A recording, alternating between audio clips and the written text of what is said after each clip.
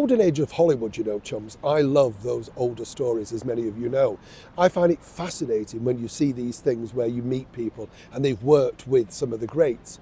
One of the greatest to me is none other than the brilliant Hollywood star Orson Welles. And I was lucky enough to meet a lady who appeared in a London play with him way back in the 50s for the theatrical impresario Binky Beaumont. Fabulous name. You know, you got part of the HM Tennant group, and he was in that climate, you know, as big as, say, Andrew Lloyd Webber or Cameron Mackintosh today. Just absolutely phenomenal, right? Now, again, where I find the stories fascinating is, according to this lady, even though it was Orson's big London break and all of this sort of stuff, he kind of couldn't be bothered to do any rehearsals, so he never came to rehearsals. They did it all themselves and rehearsed around him.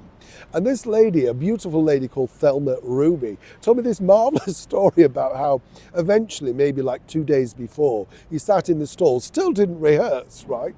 And just watched them go around it. It was like, oh yeah, fine, you know, cigar, hat, went off, had lunch, that sort of stuff. And she said to me, oh, you know, it was an absolute nightmare because we wondered what this would be like on opening night.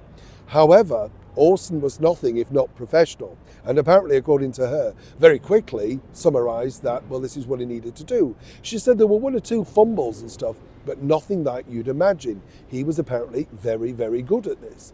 You see, that's how show business works. Now, where I find this fascinating about Orson Welles is simply this, because in a sense he has a royal connection. We know that the late King George, was a fan of his work, as was the late Queen Mother, Queen Elizabeth. But actually, it was this man that had a huge connection towards Orson Welles. Let me explain. Good to see you, chums. Thank you so much as ever for joining me today. You all right? Orson Welles, what a man, eh? I first discovered him when I picked up a book many, many years ago inside a library where it was all about the beautiful Rita Hayworth, Gilda, remember? And I didn't realise they'd been married, of course, and he cropped off her red hair, if you remember, dyed it blonde for, I think, the movie The Lady from Shanghai. Total flop, of course, but of course Rita was a little bit in love with Orson and would do whatever he said. Wouldn't happen in today's world, would it? Absolutely not, girls, no. But Orson Welles, as I said, moved in the big power-breaking world that he lived in, you know. And as I said, I've met many people who knew him very well. And what fascinated me was this particular story regarding him and the former British Prime Minister, some say one of our greatest British Prime Ministers ever, the Right Honourable Sir Winston Churchill. Now, basically, you know, Winston Churchill had been approached by Orson Welles to write something of a screenplay, an adaptation of one of his works. And you might think this is odd, but actually Winston, way back in the 1930s, had been approached by MGM to do something very similar by Louis B. Mayer. He cashed the cheque but never actually did the work, but actually it didn't really matter. And many years later, his daughter Sarah Churchill appeared in an MGM movie. So you see how show business works. But apparently Orson Welles was really keen on this idea of getting, you know, the former British Prime Minister to knock together a wonderful script.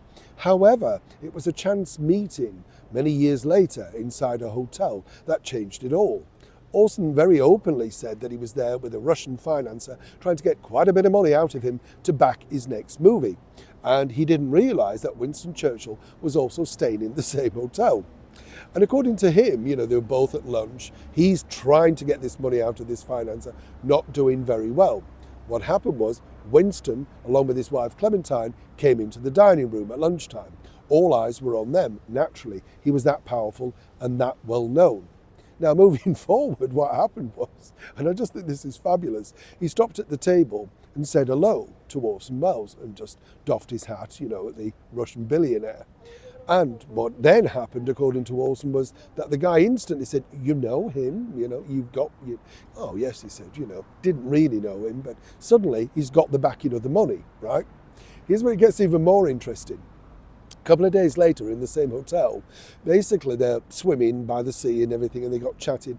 And Winston, who was never really too fussed about paying too many bills, if you get my drift, he was always short of money, allegedly.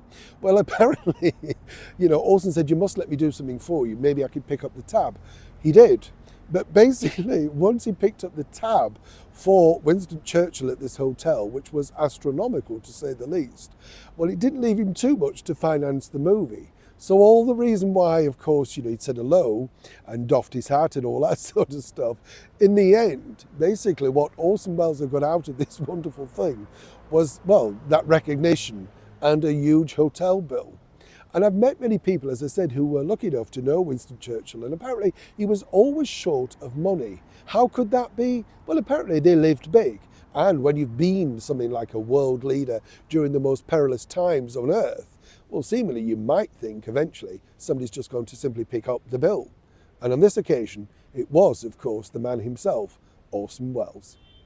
Neil Sean in the very heart of London.